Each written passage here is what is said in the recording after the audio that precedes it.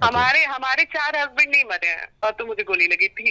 एक बीमारी तो सामने वाले को भी है जो हमने अभी तक जिक्र भी नहीं किया।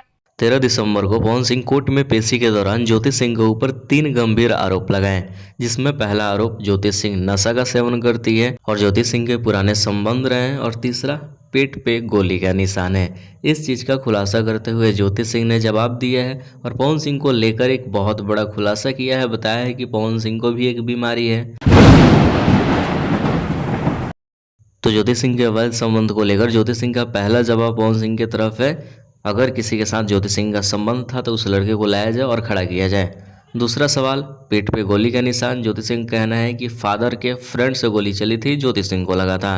और पवन सिंह का तीसरा आरोप था ज्योति सिंह नशा का सेवन करती है। इस पे ज्योति सिंह का जवाब है, अगेन उस चीज़ को साबित किया जाए, फोटो पिक्चर्स कुछ भी है तो लाया जाए, सामने दिखाया जाए पब्लिक के बीच।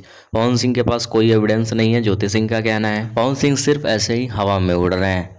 बाकी ज्योति सिंह का अगला तारीख कोर्ट में पेशी होगा, जहां पे ज्योति सिंह पवन सिंह को लेकर खुलासा करेगी। यही कुछ ज्योति सिंह का कहना है।